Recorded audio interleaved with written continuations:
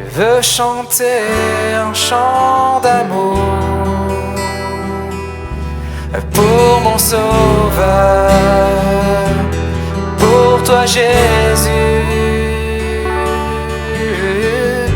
Merci pour ce que tu as fait. Tu es si précieux, Jésus mon Sauveur. Je suis heureux, tu m'as donné ton nom.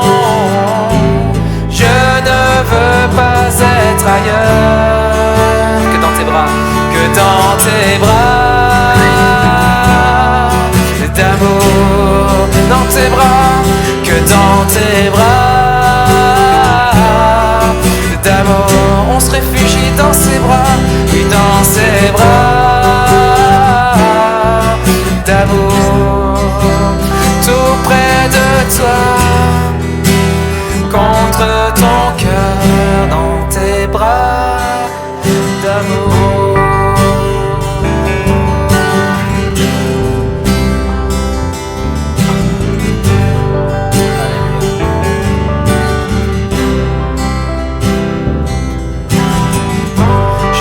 Chanter un chant d'amour pour mon Sauveur, pour toi Jésus. Merci pour ce que tu as fait. Tu es si précieux, Jésus mon Sauveur. Je suis heureux, tu m'as donné ton nom. Je ne veux pas être ailleurs. Je suis heureux, je suis heureux. Tu m'as donné ton nom. Je ne veux pas être ailleurs que dans tes bras d'amour, dans tes bras, oui, dans tes bras d'amour, dans tes bras, oui, dans tes bras d'amour, tout près de toi, contre ton cœur, tout près de toi, contre ton cœur, tout près de toi, contre ton cœur, dans tes bras d'amour. Bienvenue à tous, on est heureux de se retrouver pour célébrer. Et c'est vraiment important d'avoir ces temps de célébration, célébrer qui est notre Dieu et pouvoir aussi prier les uns pour les autres. Juste quelques annonces avant de laisser la place à Samuel qui apportera la parole de Dieu ce matin. Donc, vous connaissez les jours de marché, le mardi, voilà. Alors, je vais faire dans l'ordre de ce qui est inscrit. Merci de respecter les règles sanitaires. J'ai eu la préfecture cette semaine, donc malgré qu'on ait franchi encore un stade supérieur dans notre région, on reste avec les mêmes règles sanitaires. Et ça suffit bien, hein. On espère qu'il n'y aura pas encore une étape supplémentaire. Prions pour notre pays. On voit il y a des pays qui reviennent comme Israël, qui sont confinés. Prions vraiment que on puisse voir la fin de cette pandémie. C'est aussi à nous de prier. Prier pour l'Église, prier pour nos autorités. Je crois que ça doit aussi nous remettre en phase. Vous savez, c'est comme toute épreuve, si ça ne nous rapproche pas de Dieu, on passe à côté de quelque chose. Alors prions que ces temps soient des temps où vraiment nous nous rapprochons de Dieu, rapprochons de l'essentiel, comme on vient de le chanter. Mardi soir, 20h, réunion de prière. Alors mardi dernier, on a eu un temps un peu différent, c'est-à-dire que nous avons eu un temps autour des dons et des services dans l'Église. Et on a partagé ensemble pour discerner quels sont les dons, les talents au sein de l'Église, et ça va nous emmener aussi au ministère. Et vraiment, je vous invite à venir y participer, à échanger, à prier ensemble, parce qu'on veut croire que, nous croyons que chacun a reçu des dons, de la part du Seigneur. C'est pas moi qui le dis, c'est sa parole. Et donc, on veut être une église qui s'engage, qui veut être au service et qui exploite ce que Dieu a mis au sein de chacun de nous. Donc, mardi à 20h. On a un temps de jeûne et prière aussi pour ceux qui souffrent. Vous connaissez donc la situation de Virginie, mais pas seulement. On passe par des étapes les uns les autres aussi compliquées, que ce soit dans la santé ou dans les familles. Alors on veut prendre un temps, on vous donne pas de jour ou de mode, que ce soit dans des choses que vous aviez l'habitude de faire, où vous arrêtez, vous mettez du temps à part, ou dans la nourriture, mais vraiment de prendre du temps dans le jeûne et la prière, afin que nous soyons là à voir une démonstration de puissance au sein des familles, au sein de l'Église, et au sein des sujets qui nous préoccupent. Le marché, donc rendez-vous le mardi, le vendredi à Saint-Servant, le mercredi à Paramé. On a l'aide alimentaire aussi qui est en place dans l'église. On a besoin vraiment de soutenir concrètement ceux qui ont besoin. Donc vous avez des boîtes à l'entrée. Quand vous faites un petit peu de courses, faites-en un petit peu plus. Et mettez dans les boîtes qui sont en dessous de la table. Et puis nous, on met dans l'étagère qui est dans la cuisine. Ceux qui ont besoin vont se servir librement dans la cuisine. Vous avez aussi la grille d'inscription pour l'entretien, que ce soit le bâtiment, mais aussi les extérieurs. Alors merci de servir ensemble, c'est important. C'est aussi un témoignage. L'offrande des dîmes, donc en sortant, la sortie est là. Il y a le sens toujours de circulation. La sortie est là et vous avez donc la boîte pour les offrandes et les dîmes. Merci pour votre générosité et je vous donne rendez-vous samedi, donc le 3 octobre, pour l'intercession à 10h30. Dernière information, c'est que nous sommes en train de bâtir notre dossier sur la violence intrafamiliale et pouvoir nous impliquer vraiment dans ce domaine. Pourquoi intrafamilial ? Parce qu'il y a la violence conjugale, mais il y a aussi ceux qui sont là, c'est-à-dire s'appellent les enfants, et qui sont soit les témoins, soit les victimes aussi de ces problèmes. J'arrête là, je laisse la place à Samuel, on va prier.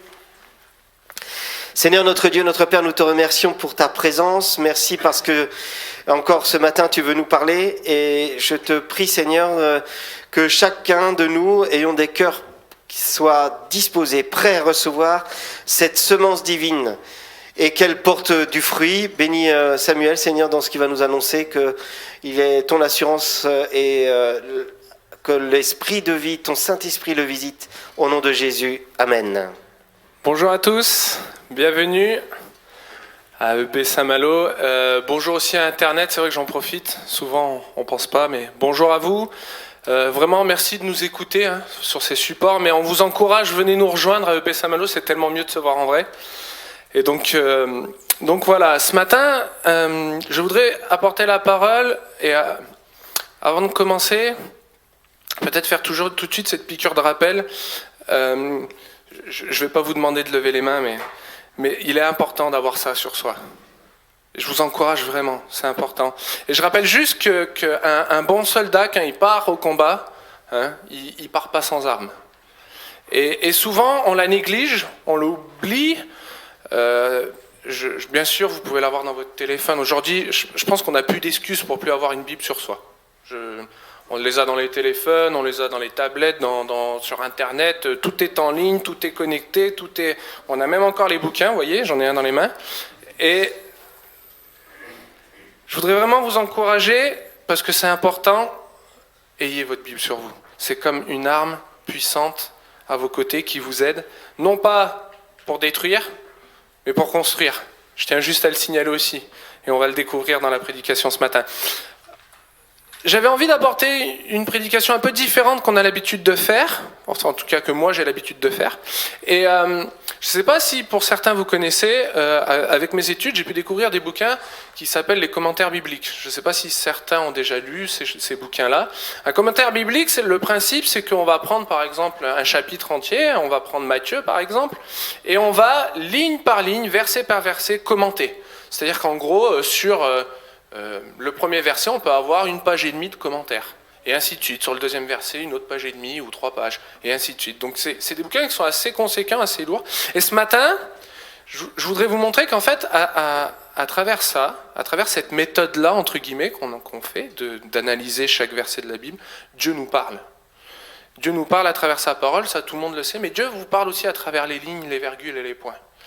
Et j'ai pas la prétention ce matin de faire un énorme commentaire biblique parce que le temps nous manque et que, enfin, ça serait même impossible. Mais on va découvrir comment les choses se construisent et comment se passent.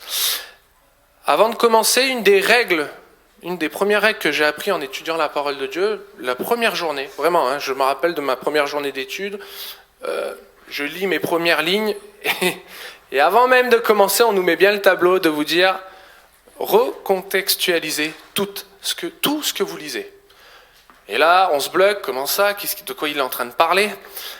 La parole de Dieu a été écrite il y a plus de 2000 ans, à peu près, ouais, non, c'est ça, 2020, ouais, c'est ça, à peu près, parce que les premiers écrits sont apparus à 40, je crois, 50, quelque chose comme ça.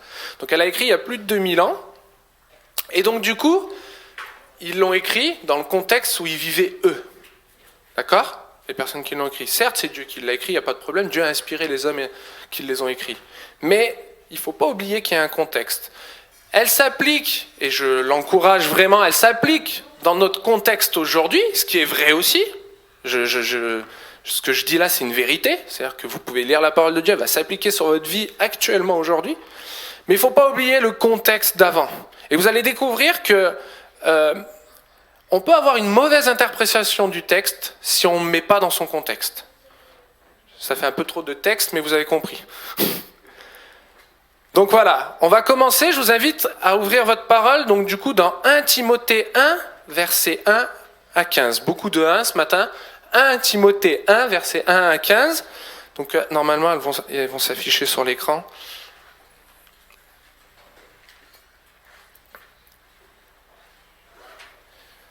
Paul, apôtre de Jésus-Christ, par ordre de Dieu notre Sauveur et de Jésus-Christ notre espérance, salue Timothée, son véritable enfant dans la foi. Que Dieu le Père et Jésus-Christ notre Seigneur t'accordent grâce, compassion et paix. Alors juste avant de commencer, c'est vrai que je ne l'ai pas dit au premier culte, le titre de mon message ce matin, c'est « Seulement Jésus ». D'accord ? Seulement Jésus. Et donc là, on vient de lire ce passage, et on voit que, donc on est dans Timothée, on découvre quelqu'un qui s'appelle Paul, apôtre de Jésus-Christ, et on peut voir la petite subtilité par ordre de Dieu. Et là, vous voyez, l'apôtre Paul, pour ceux qui le connaissent, pour ceux qui ne le connaissent pas, en résumé, c'est quelqu'un qui ne faisait pas partie des 12 apôtres, pourtant il se fait appeler apôtre. Il a rencontré Dieu, donc c'était quelqu'un qui persécutait l'Église, il a eu un enseignement, Paul a eu un enseignement de pharisien, d'enseignant de la loi. La loi, il la connaissait par cœur sur le bout des doigts. Vous voulez jouer avec Paul sur la loi, il vous expliquait comment ça se passait. Il n'y avait pas de problème pour lui. Et donc du coup, il va aller vers Damas pour sinon je vous invite à revoir, j'ai fait un prêche sur la conversion de Paul. Il va à Damas, le Seigneur lui tombe dessus. Et ce qui est beau dans sa parole, c'est que ce n'est pas un homme qui a nommé Paul apôtre, c'est Dieu lui-même, le Sauveur, et de Jésus-Christ son espérance, qui l'a nommé apôtre. Et ça, Paul, il explique à Timothée à travers cette phrase, que c'est pas moi qui te nommera apôtre, c'est pas moi qui te nommera serviteur de Dieu, c'est Dieu lui-même qui te nommera serviteur. Et ça, c'est important. Paul l'affirme là, dès le commencement, dès le début de son message pour Timothée, de cette lettre qu'il lui écrit, dès le début, il lui dit, c'est Dieu qui nomme les personnes pour le servir. Il n'y a pas d'homme, il n'y a pas de femme, il n'y a personne qui peut nommer qui que ce soit. Dieu, seul, Christ, seul, nomme les personnes pour le servir. Et là, on découvre un Timothée. Donc, pour ceux qui ne le connaissent pas, Timothée, et si on lit la phrase, son véritable enfant. Et je sais pas pour vous si vous avez eu l'occasion d'avoir un mentor spirituel, un papa spirituel, vous les appelez comme vous voulez, une maman spirituelle. En tout cas, quelqu'un qui vous aide et qui échange avec vous, qui vous construit dans la foi, comme qui vous transmet d'une certaine façon, comme Paul est en train de transmettre à Timothée comment servir Dieu, comment apporter la bonne parole, comment apporter la bonne nouvelle, quels sont les commandements de Dieu. Eh ben, je sais pas pour vous, Mais pour moi, en tout cas, ça m'est arrivé. Et si mon mentor, entre guillemets, mon papa spirituel me disait « Samuel, je te salue, mon véritable enfant dans la foi », eh ben ça réjouit mon cœur. Je me dis « Ah, merci Seigneur ».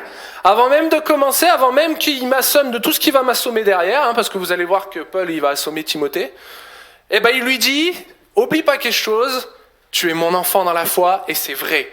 Prends-le dans ton cœur, accroche-toi à ça. » Et il lui dit que Dieu, le Père en Jésus-Christ, notre Seigneur, t'accorde. Et là, la parole qui est merveilleuse, moi je trouve ça extraordinaire. Grâce, compassion et paix. Et là, si on va chercher dans le petit détail, on peut découvrir que Paul, il n'a pas dit la paix, la grâce et la compassion. Il n'a pas dit la compassion, la paix et la grâce. Non, il a dit grâce, compassion et paix. Et vous voyez, la parole de Dieu, elle est même dans le détail. C'est parce que la réalité des choses fait que vous devez d'abord recevoir la grâce afin que vous puissiez recevoir la compassion, et qu'une fois que la compassion, vous l'avez reçue dans votre cœur, la paix viendra. Mais vous ne pouvez pas recevoir la paix sans la grâce. Et c'est pour ça qu'il le dit dans un ordre bien précis, reçois d'abord la grâce, ensuite la compassion, et après la paix. Et donc là, vous voyez, on découvre simplement en 2 versets, simplement là, on vient de commencer, c'est les salutations. Parce que ce petit passage, souvent dans les Bibles, on a coupé un peu les séquences. Alors, ce n'était pas le cas dans les Bibles grecques, c'était tout écrit en un coup. Mais là, on coupe et c'est simplement les salutations de Paul. Paul a juste simplement salué Timothée. Mais vous voyez que, à travers des commentaires, on peut découvrir énormément de choses dans la parole de Dieu, énormément de profondeur dans tout ça. Donc, on va continuer et on va aller au verset 3. En partant pour la Macédoine, je t'ai encouragé à demeurer à Éphèse pour avertir certains de ne pas enseigner des doctrines étrangères à la foi, qu'ils cessent de porter leur intérêt à des récits de pure invention et à des généalogies interminables. Des préoccupations comme celle-ci font naître des spéculations au lieu de nous aider dans la responsabilité que Dieu nous confie dans l'œuvre de la foi. Premier coup de massue. Paul interpelle Timothée, il lui dit « Je te condamne à rester à Éphèse afin que tu aies enseigné les doctrines ?» Non. Paul ne dit pas ça à Timothée. Paul encourage, et mes frères et sœurs encouragés. Paul encourage Timothée à demeurer à Éphèse afin d'enseigner la vraie doctrine du Seigneur et de ne pas se laisser préoccuper, de ne pas se laisser créer des spéculations contre ces doctrines-là. Donc si on remet tout ça dans le contexte, encore une fois, je suis embêtant avec mon contexte ce matin, mais il faut penser à ce moment-là qu'eux, ils n'ont pas d'écrit comme nous on a. Ils n'ont pas les connaissances que nous on a. Et donc du coup, la bonne nouvelle vient d'émerger à travers les apôtres. Jésus mort, ressuscité, les apôtres viennent d'arriver, ils sont en train de noyer la bonne nouvelle de diffuser la bonne nouvelle dans toute l'Israël et tous les pays qui l'entourent jusqu'à remonter à Rome. La Bible nous le déclare. Et à ce moment-là, ce qui était important, c'était les discours oraux qui pesaient plus que l'écrit, parce que l'écrit, il n'y en avait pas. Et donc du coup, si on disait « je suis descendant d'eux » ou « ascendant d'eux », ça avait beaucoup d'impact. Donc quelqu'un qui pouvait venir avec une fausse doctrine et vous dire « moi j'ai connu Jésus », mais ce qui est vrai, il l'a connu. Moi j'étais avec lui quand il a fait ce miracle-là, c'est vrai, il a pu être avec lui. Et ben moi je vous dis que Jésus il dit ça, ça pouvait avoir de l'impact. Et pour autant, ça créait une fausse doctrine, ça créait des fausses préoccupations et des spéculations au milieu du peuple de Dieu. Et si je devais le ramener à notre contexte à nous aujourd'hui, mais ça existe encore, et il y en a qui viennent au nom d'eux parce qu'ils ont fait ci, parce qu'ils ont fait ça, créer des spéculations, des préoccupations au milieu du peuple de Dieu, de l'Église, ce que vous êtes aujourd'hui, et qui vous disent qu'à travers tout ça, ça c'est pas bon, ça c'est bon, ça faut pas faire ça, oh ils font ça, faut surtout pas.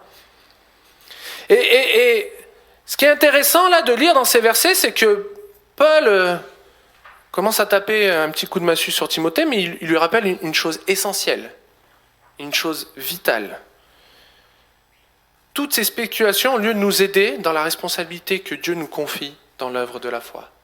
C'est-à-dire que toutes ces préoccupations et ces spéculations nous détournent d'une responsabilité que nous avons, qui nous est confiée, de l'œuvre de la foi. Et ce matin, je vais vous poser cette question, qu'est-ce que l'œuvre de la foi ? Moi, en tout cas, je me la suis posée, et je me suis dit, mais attends Seigneur, de quoi tu es en train de nous parler là ? Paul, il est en train de dire à Timothée, arrête de faire des spéculations, arrête de faire des doctrines, arrête de faire ci, arrête de faire ça, et concentre-toi sur l'œuvre de la foi. Et je me suis dit, mais Seigneur, bon, moi je suis comme tout le monde, hein, j'apprends au fur et à mesure, et je me dis, Seigneur, l'œuvre de la foi, on va commencer par ça, c'est quoi la foi ? Bon, j'ai ouvert la parole de Dieu, je pense que tous ici présents vous connaissez, si vous ne connaissez pas, vraiment c'est une joie pour moi de vous faire découvrir ce qu'est la foi. C'est pas compliqué, la foi c'est marqué dans Hébreux 11, verset 1.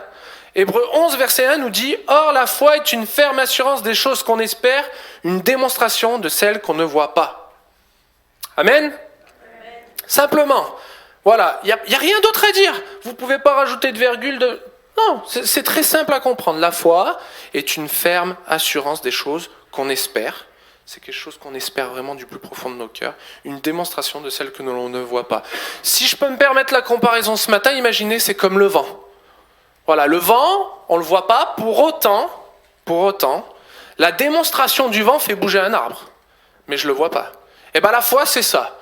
C'est croire que le vent, il existe, jusqu'à que l'arbre bouge. C'est exactement le principe. Sauf qu'on ne peut pas le quantifier, on ne peut pas l'attraper, on ne peut pas dire que c'est quelque chose, on peut rien. Et donc du coup, je suis allé un peu plus loin et je me suis dit, bon, Seigneur, ok, j'ai compris ce que c'était la foi, à peu près. Bon, et l'œuvre alors ? Qu'est-ce que c'est l'œuvre de la foi ? Et donc du coup, je suis allé un peu plus loin dans la parole et puis je suis tombé sur un passage dans Éphésiens 2:8, qui nous dit « Car c'est par grâce que vous êtes sauvés, par le moyen de la foi, et cela ne vient pas de vous, c'est le don de Dieu. » Oula ! Merci Seigneur, hein ?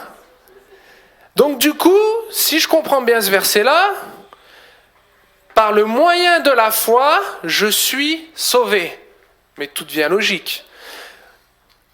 C'est parce que je crois que Christ est le Fils de Dieu, est Christ, que je l'accepte dans ma vie, que le chemin, la vérité et la vie viennent à moi et que je puisse accéder au trône éternel. Et donc du coup, Paul, en fait, il est simplement en train de rappeler à Timothée que le plus important, c'est ça, c'est l'œuvre de la foi. Tu pourras faire toutes les doctrines, les spéculations, râler, dire que ça va pas, que si, que ça. Non, le plus important, c'est l'œuvre de la foi. Et j'ai mis la conséquence, croire que Christ est le Fils de Dieu. Donc l'œuvre de la foi nous donne de croire que Christ est le Fils de Dieu, qu'il a tout accompli sur la croix en donnant sa vie, qu'après la mort, il est ressuscité 3 jours après, et qu'il a tout accompli. En clair, nous devenons libres en lui, dans un épanouissement complet, parfait de tout notre être. Amen. Alléluia. Alléluia. Christ a tout donné. Christ a tout. Et donc du coup, là on pourrait se dire, ça y est Seigneur, j'ai une vie parfaite en toi, de toute façon tu m'as tout donné, plus rien ne va m'arriver. Non, c'est pas ça. C'est pas ça que Christ veut te dire. Christ veut te dire qu'à partir du moment où tu as donné ta vie à lui, ça ne veut pas dire que ta vie va être plus facile, mais ça veut dire que tu vas avoir quelqu'un à côté de toi, fidèle, qui ne t'abandonnera jamais, qui ne te lâchera jamais la main et qui t'accompagnera sur toutes les difficultés que tu peux rencontrer. Il va partager tes joies, tes peines. Tu deviens son frère, sa sœur, et tu deviens adopté par Dieu, un enfant de Dieu.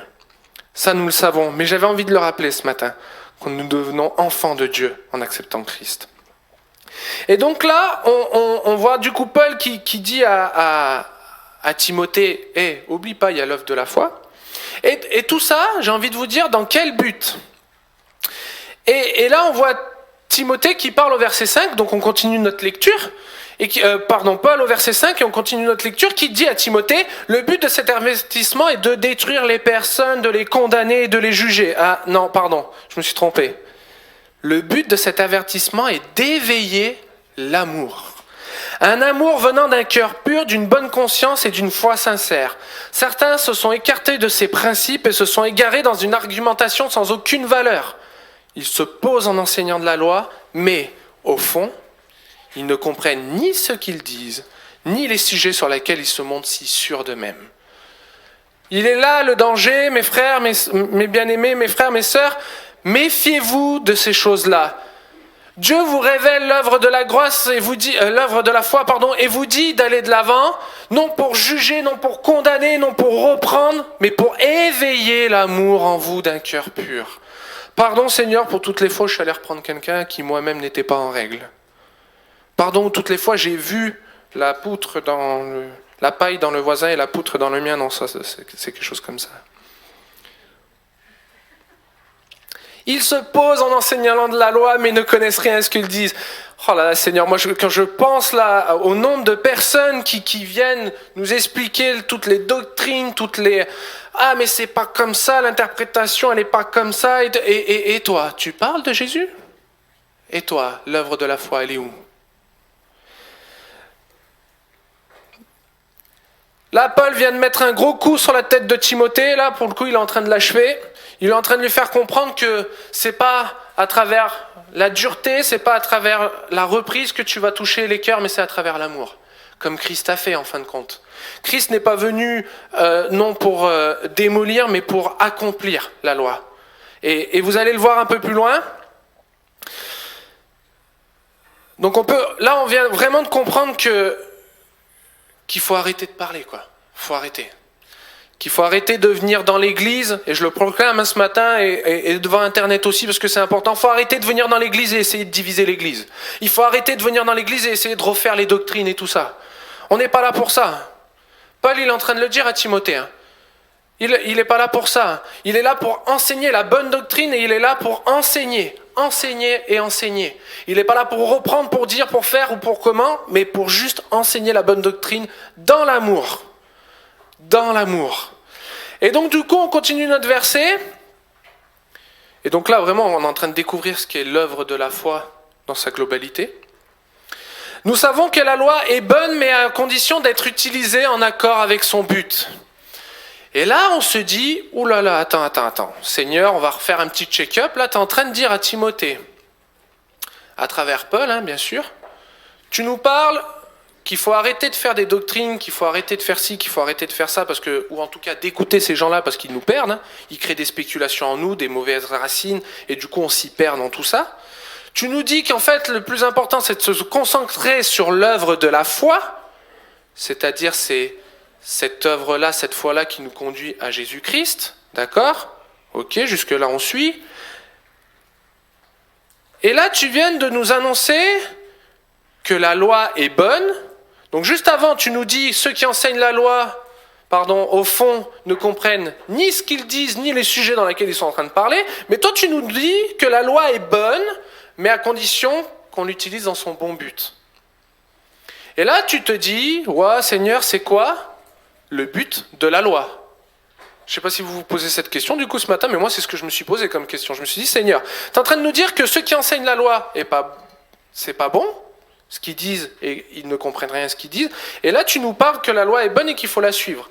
Mais on peut la suivre que si on est en accord avec son but. Du coup, c'est quoi le but de la loi? Elle est là pour détruire? Elle est là pour condamner? Et là, Paul, et c'est là que c'est important de lire la parole dans sa globalité, de continuer, Paul va, au verset 9, expliquer à Timothée ce qu'est la loi. Et il va lui dire, il faut savoir ceci, verset 9. La loi n'est pas faite pour les justes, mais pour les malfaiteurs et les rebelles, pour les gens qui méprisent Dieu et les pécheurs, pour ceux qui n'ont ni respect, ni scrupule à l'égard de ce qui est sacré, ceux qui tueraient père et mère, les assassins, les débauchés, les homosexuels, les marchands d'esclaves, les menteurs, les gens sans parole, et d'une manière générale pour tous ceux qui commettent des actions contraires à l'enseignement saint que vous avez reçu. Alléluia. Cet enseignement, verset 11, est conforme à l'évangile qui m'a été confié et qui révèle la gloire du Dieu bienheureux. Voilà le but de la loi. La loi est là pour rappeler que l'humanité, l'homme, est pécheur. On peut la tordre dans tous les sens. Souvent on nous dit « Oh, on n'est plus sous la loi, mais on est sous la grâce. » Mais la loi est là pour te rappeler que toi tu pêches. Mais merci Seigneur, hein. On a une solution à tout ça. Vous vous rendez compte si la parole de Dieu se serait arrêtée là? Ça aurait été dur pour nous, et en tout cas pour moi le premier. Et ce qui est intéressant dans ces versets, c'est que Paul dénonce, d'accord? Et à la fin, il nous confirme que cet enseignement, il est conforme à l'évangile qui lui a été confié par Dieu. Cet enseignement est conforme à l'évangile qui révèle la gloire du Dieu bienheureux. Donc voilà le but de la loi. Et donc là, du coup, ça y est, Sam, il est en train de dire que les chrétiens ne sont plus sous la loi, mais ils sont sous la grâce, c'est vrai, la parole de Dieu nous le dit. Et bah du coup, je ne m'occupe plus de la loi, tranquille, moi je suis débarrassé. Et bah désolé de vous le dire comme ça, mais c'est pas ce que Paul il est en train de dire dans son passage.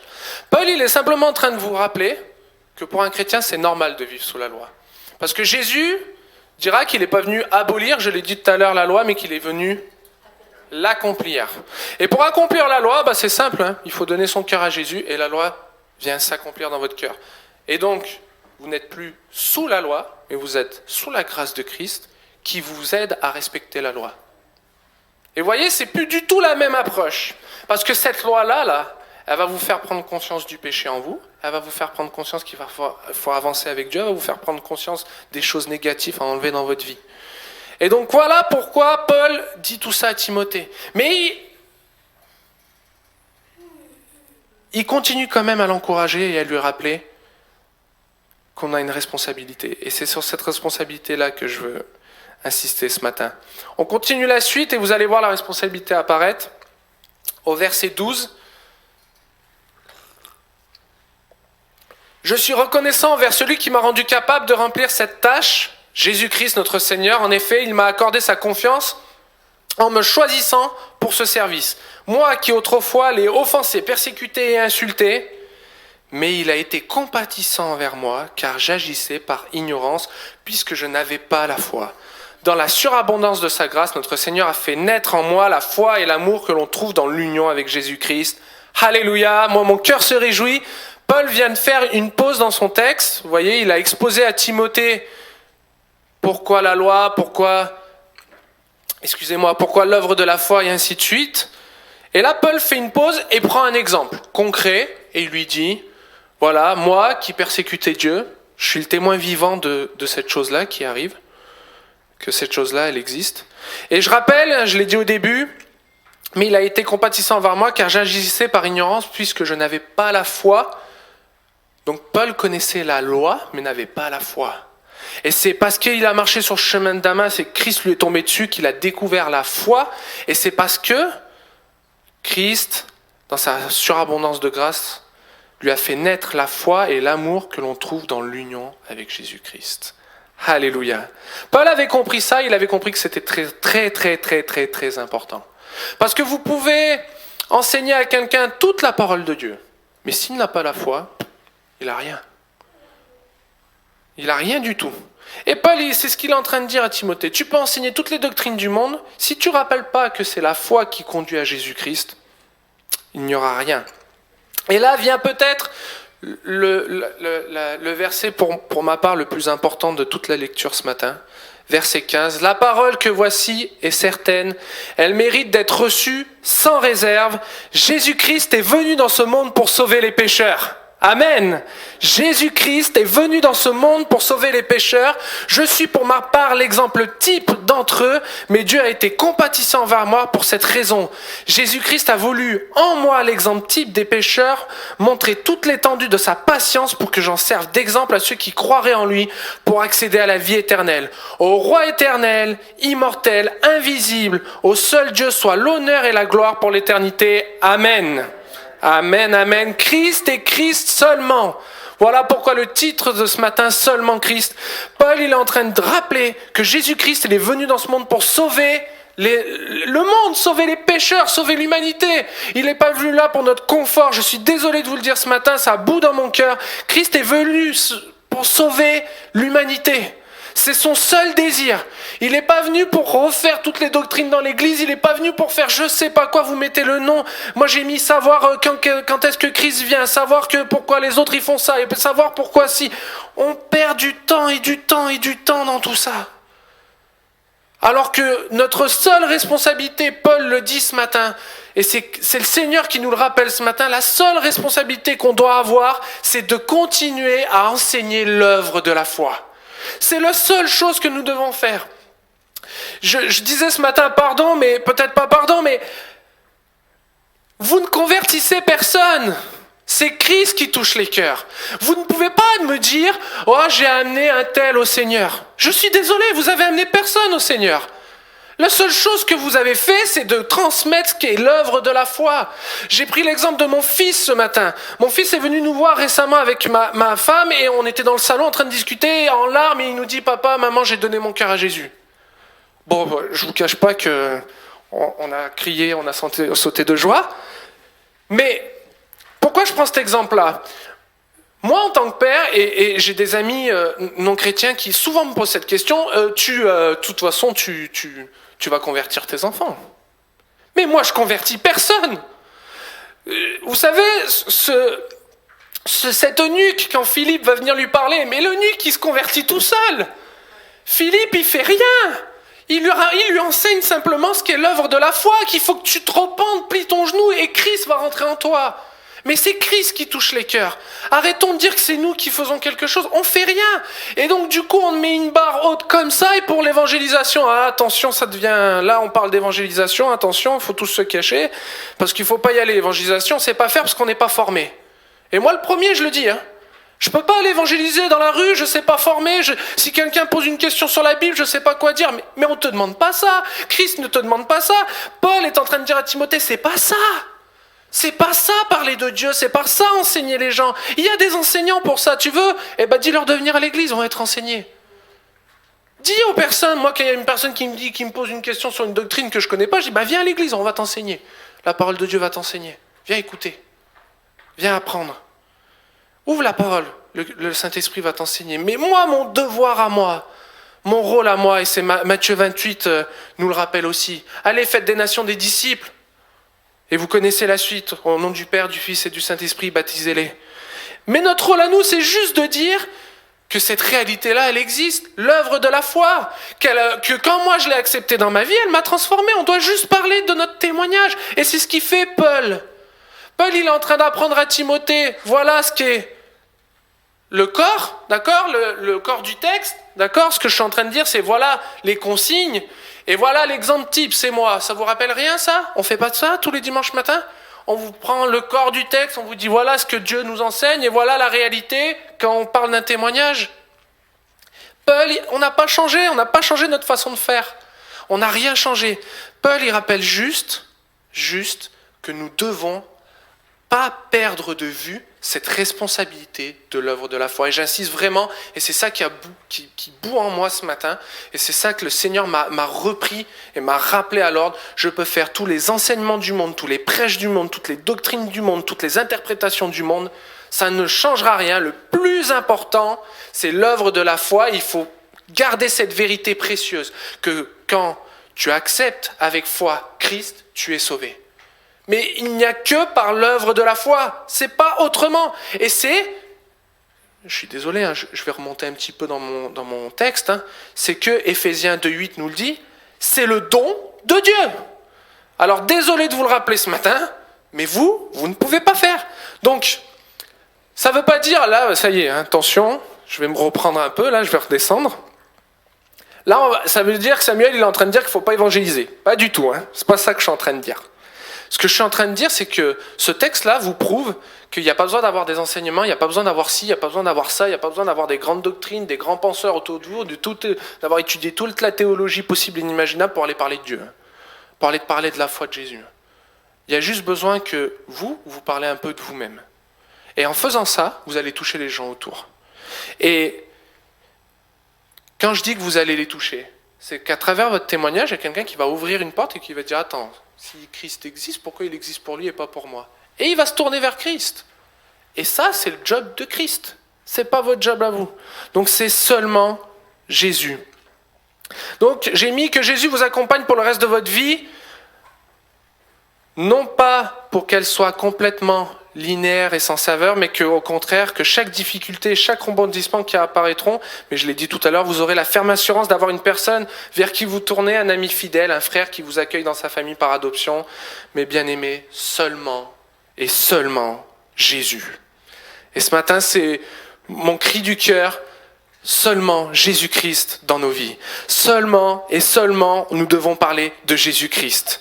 Alors du coup, pour conclure à tout ça, parce que je vois l'heure qui avance, pour conclure tout ça, ça veut dire que Samuel, du coup, il faut plus défendre les doctrines, il faut plus étudier les doctrines, que ce que tu as fait là pendant 2 ans, ça sert strictement à rien d'avoir étudié la parole de Dieu, puisque du coup, c'est seulement et seulement Jésus. Non, c'est pas ça que je suis en train de dire, c'est pas ce que Paul il est en train de dire dans son texte. Paul, il vous rappelle simplement ce matin, et c'est le Seigneur qui nous le rappelle à travers lui, que